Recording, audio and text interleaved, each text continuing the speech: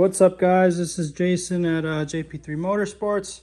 Just making a video for you guys to introduce the AC line kit that we're making. Right now our initial offering is going to be for those guys with a left-hand drive and Greddy Vmount. Only because I have a Greddy Vmount and this is the prototype car we have at the moment. So just to get into it, our AC line kit uses the RX-8 compressor and the RX-8 condenser, which has the dryer attached to it, so it doesn't need an extra a separate dryer and extra lines and things like that. So we're trying to come up with a kit that uses off-the-shelf components that can be easily bought at the parts store or online stores, and so we felt that the RX-8 components work best for our kit. So the line set or the line kit that we have, we make two different versions, and you're gonna have to figure out which evaporator in the dash you guys have. That's the only component that you guys are gonna have to supply on your own, and we supply the rest, or make components for the rest. So you'll have to figure out if you have a Mana versus Denso. And later in the video, I'll show you guys the differences and how to distinguish which one you have. So we make two different line sets. Once you know you have a Mana, you order the Mana or versus the Denso. So this is our line set. It comes out, it connects to the evaporator. We designed it to have the ports very similar location as the stock ports to avoid any fitment issues with other OEM components or any turbo kits and things like that. So the lines come out next to the evaporator, and they clear the ABS bracket.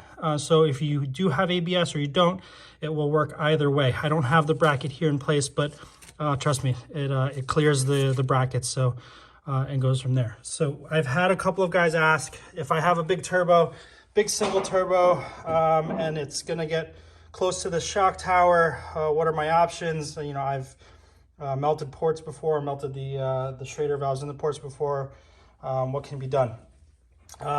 We do give enough leeway or room length in the two lines that you can move these lines up above this. So your reference point is going to be this M6 stud here off of the shock tower.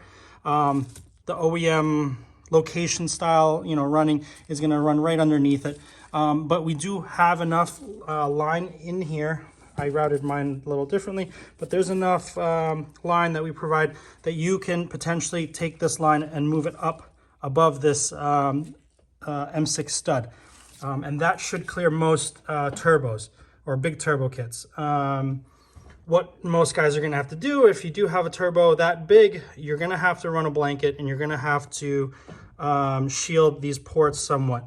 I am working on an add-on shield that we'll be able to put on for those guys that are concerned about heat.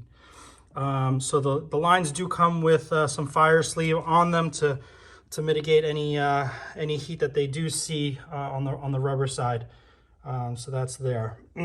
So as you can see, the lines run here, and the big number 10 line will run. You have options of either running it above the crossbar or below, but it looks much nicer when you hide it underneath the crossbar all the way across, and you'll see it coming right up under the crossbar into the compressor.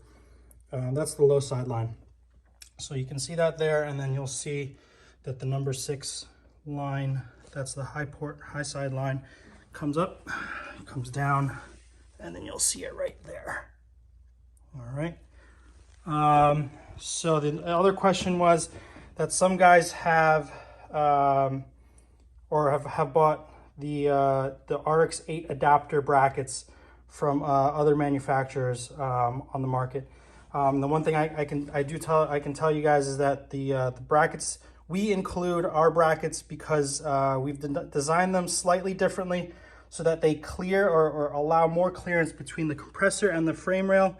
As you can see, it's very tight quarters, and in order to get any fittings that fit, we had to modify or make some changes to those brackets and make them allow for more clearance.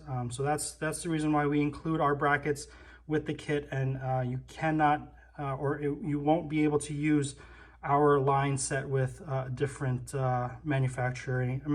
different companies' brackets or adapter brackets. All right, and I'll show you guys that in a second. Otherwise, you know, we do include, as with all our kits of anything that we sell, we do include all hardware and everything needed. We even include the Nylog gasket sealant lubricant for all the O-rings when you're doing the install. All right. All right, so these are the brackets that we are including in our kit. These are the adapter brackets to help you mount the RX-8 compressor. So you'll have the hardware, and also not shown here are the longer bolts that you'll use to mount the RX-8 compressor. These are designed to mount the RX-8 compressor onto your stock bracket. So a lot of guys are asking, do I need the stock bracket? Yes, you do. So even if you eliminated your power steering, you will need this bracket in order to mount these adapter brackets for the RX-8 compressor. So again, these were specifically designed so that way we can get some clearances for the AC lines to fit between the compressor and the frame rail. All right, so that's that. One last thing I forgot to mention, guys, is that the line kit does not include the condenser brackets to mount the RX-8 condenser onto the Greddy Vmount radiator. Only reason why we didn't include it is that some guys bought the mounts before we released the kit. So we felt that it's better that it's not included, so that way, so the guys that already bought the mounts, the condenser mounts, can just buy the line kit and then don't have to create different orders or custom invoices without the brackets. So if you do buy our line kit, you will need to have a way to mount the condenser, and we come up with a really cool solution with these nifty brackets. So you don't need to buy the brackets, but if you want a nice plug-and-play solution with no thought involved, you can get our brackets to mount that condenser onto the Greddy radiator. Okay, so the last part of the video, and this is the most important. This is where you want to pay attention, boys and girls. So this is how you're going to be able to figure out whether you have a Mana versus Denso evaporator in the dash.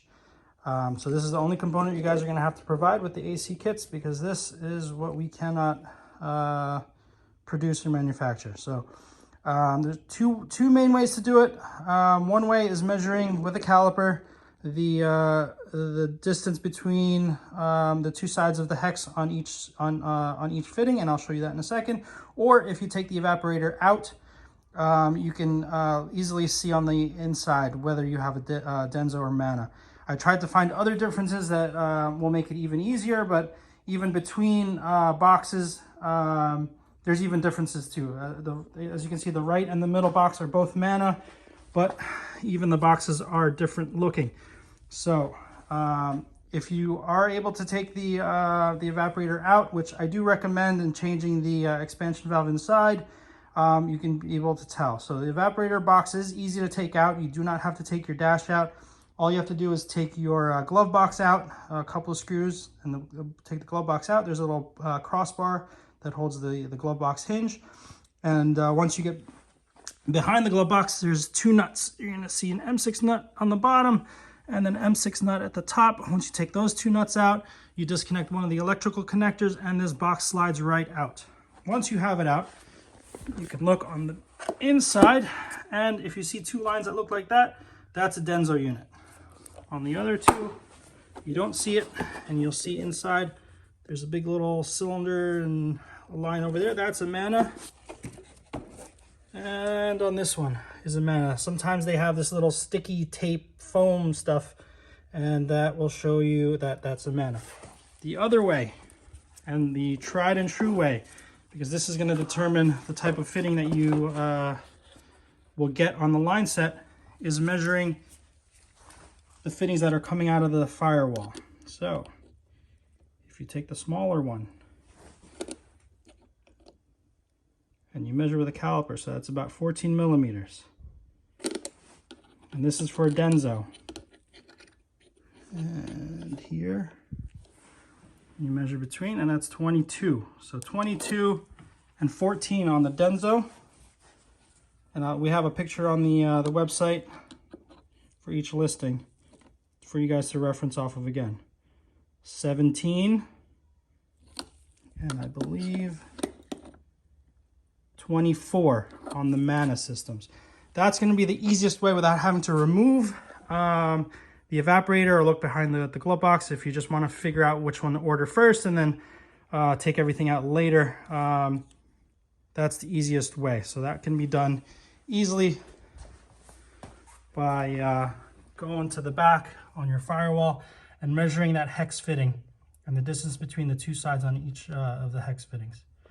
So that's a quick overall overview of the AC line kit that we are offering. We are working on right-hand drive with Greddy Vmount and also OEM replacement with the condenser, RX-8 condenser mounting in the OEM location, and we're replacing all the OEM lines, and again, just reusing the evaporator in the dash. If you guys have any other questions, comments, reach out to us, all right?